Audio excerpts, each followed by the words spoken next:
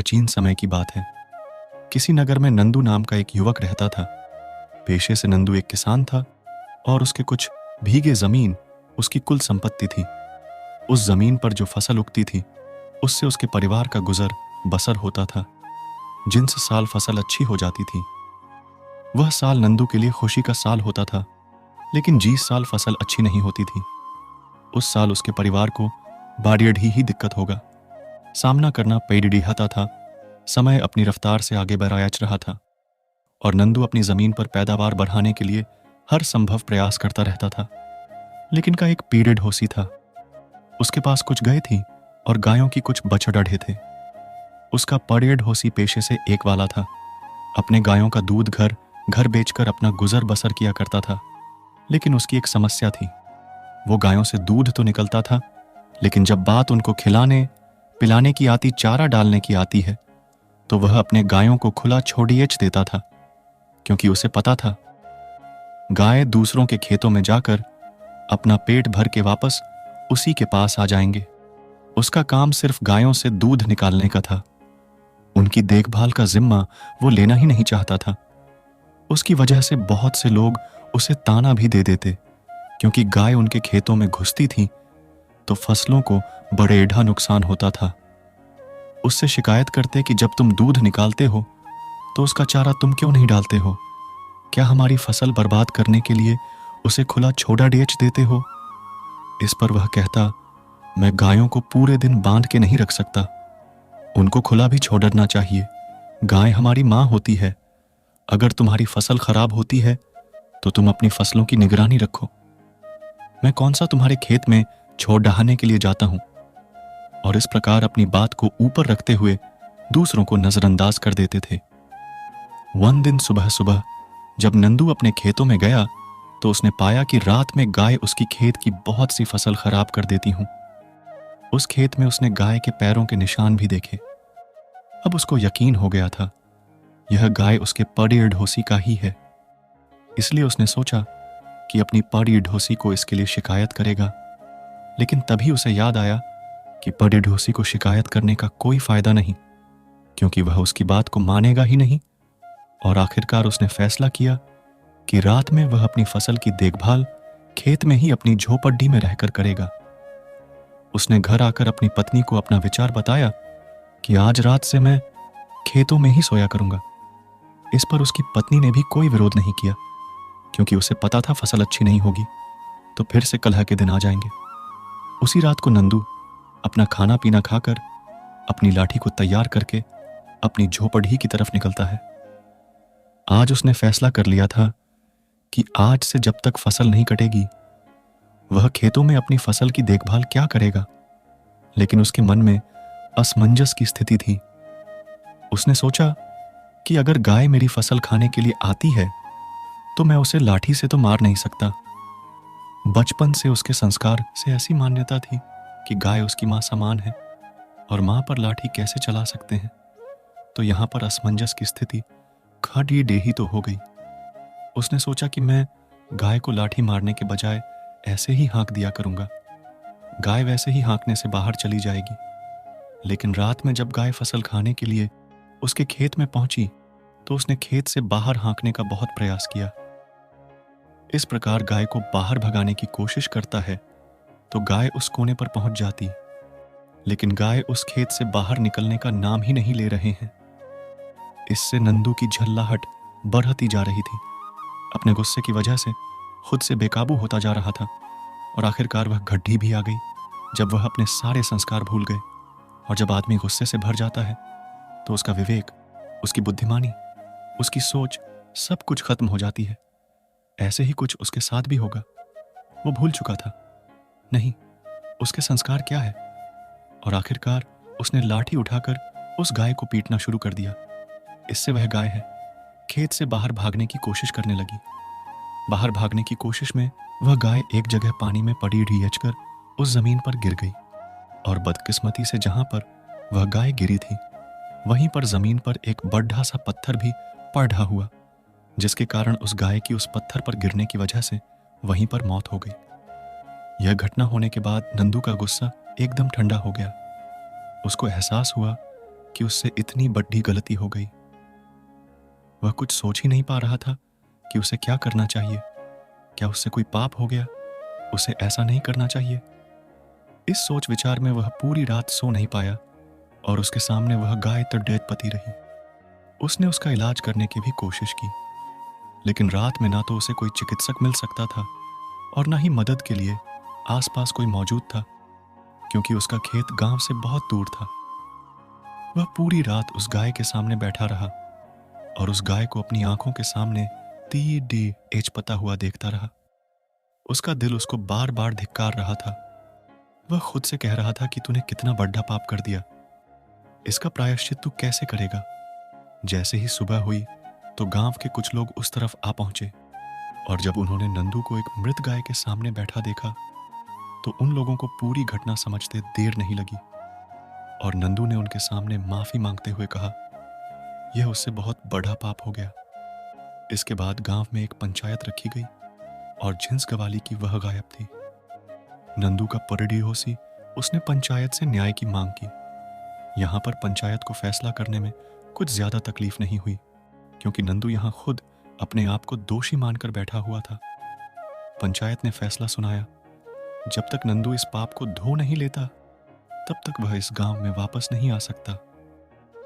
इस पर नंदू ने पंचायत से पूछा भी कि वह अपने इस पाप को किस तरह धो सकता है।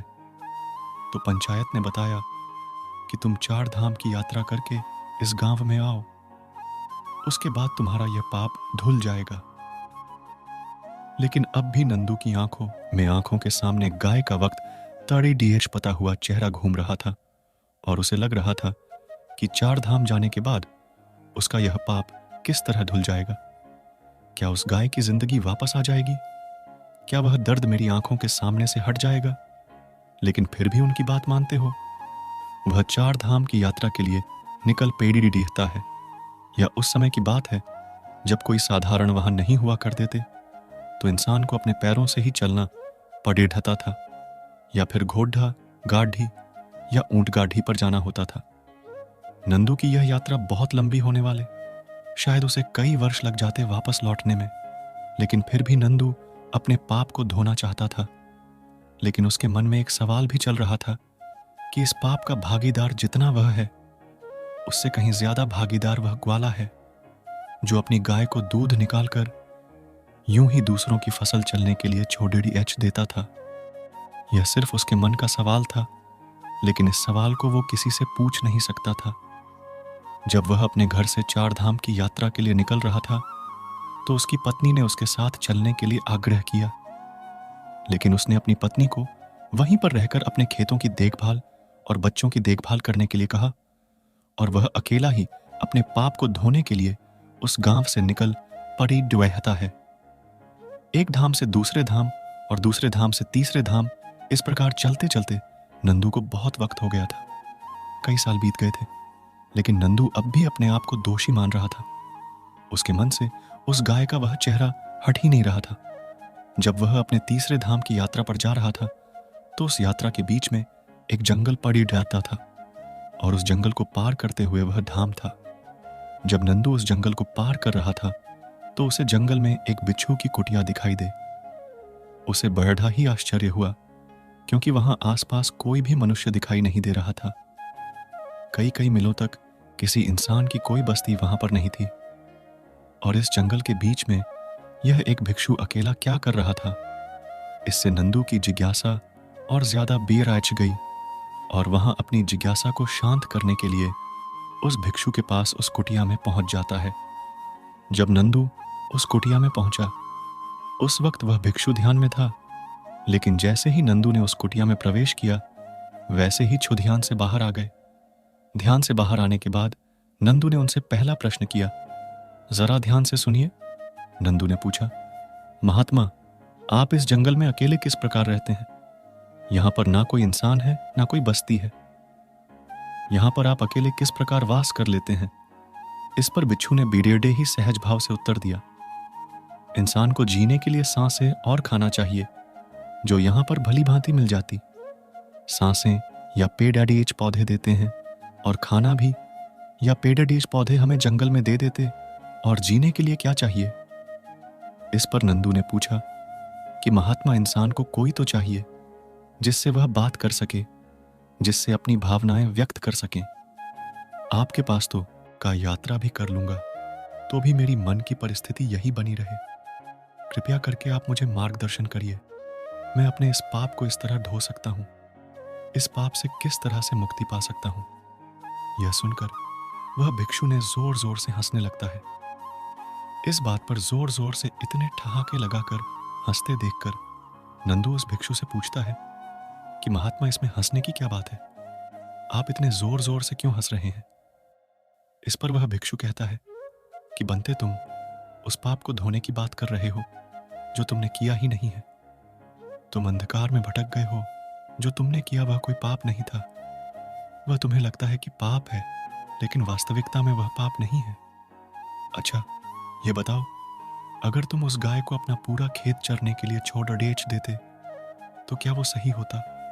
जरा सोचो। इस पर नंदू कहता है कि नहीं महात्मा, वह तो बिल्कुल भी अच्छा नहीं होता, क्योंकि किसानी करना तो मेरा पैसा है। अगर वह मेरी खेत को पूरी फसल खा जाती है तो मैं अपना परिवार किस प्रकार चलाता हूं, अपना गुजर बसर किस प्रकार करता? यह सुनकर उस भिक्षु ने कहा, तो यही बात तुम समझ नहीं पा रहे हो। तुम्हारा सबसे बड़ेढ़ा कर्तव्य था कि तुम अपनी फसल की रक्षा करो। वही तुम्हारा सबसे बढ़ाकर माथा और अपने कर्म को पूरा करने के लिए चाहे इंसान हो, कुछ भी करना पड़े है उसे करना चाहिए, और वही तुमने किया। एक उदाहरण देते हुए भिक्षु ने बताया कि जिस प्रकार श्री कृष्ण ने धर्म की रक्षा के लिए कौरवों से युद्ध करने के लिए अर्जुन को गीता का उपदेश दिया और उसे युद्ध करने के लिए प्रेरित किया, क्योंकि वही उस वक्त की प्राथमिकता थी। हमें यह जरूर देखना होगा कि हमारी प्राथमिकता क्या है, और उसी प्राथमिकता के आधार पर हमें अपने कर्म का चुनाव करना होगा। इसके बाद बिच्छू ने नंदू को समझाते हुए कहा कि जब तक तुम अपने आप को कर्ता समझते रहोगे, यानी कि करने वाला, तब तक मन दुखी होता रहेगा। तुम्हारा मन हमेशा संताप झेलता रहेगा, क्योंकि तुम समझ रहे हो, क्योंकि तुम करने वाले हो, तुम करता हो, और वही तुम्हारे दुख का कारण बन जाता है। इस परिस्थिति में तुम्हें लग रहा है कि तुम्हारी वजह से वह गायें मारी गई, क्योंकि तुम अपने आप को कर्ता समझ रहे हो, और यही तुम्हारे दुख का कारण है। लेकिन जब तुम अपने आप को सिर्फ क्रिया समझोगे, कर्म करने वाला, तब तुम्हें दुख नहीं होगा, क्योंकि वहां पर तुम करता नहीं हो, वहां पर तुम क्रिया करने वाला और रचने वाला कोई और। तुम इस नाटक में सिर्फ अभिनय कर रहे हो। अपना पात्र पूरा करो और यहां से चलते बनो। अपने आप को इस नाटक का निर्देशक कभी मत समझना, क्योंकि निर्देशक कोई और है। हम तो सिर्फ अभिनेता हैं जो अपना अभिनय कर रहे हैं, और इस अभिनय में जो पात्र हमें मिला है उसको भलीभांति पूरा करना हमारा सबसे बीढ़ा कर्तव्य है। तुम्हें पात्र मिला है एक किसान का, इसलिए तुम अच्छे से किसानी करोगे तो ही तुम्हारा निर्देशक, यानी कि इस नाटक का निर्देश कुछ होगा। अगर तुम अपना अभिनय अच्छा नहीं करोगे तो उस निर्देशक को कभी अच्छा नहीं लगेगा। इसलिए तुमने कुछ गलत नहीं किया। तुम अपने किसानी का पात्र अच्छे से निभा रहे थे, लेकिन वह कहते हैं, न संशयात्मा विनाशती जाने की मन में सख्त पैदा हो जाता है, जिन्स आत्मा में संजय पैदा हो जाता है। संचय वह अपने विनाश पर बन जाती है, वह खुद का विनाश कर लेती है, और यही तुमने किया।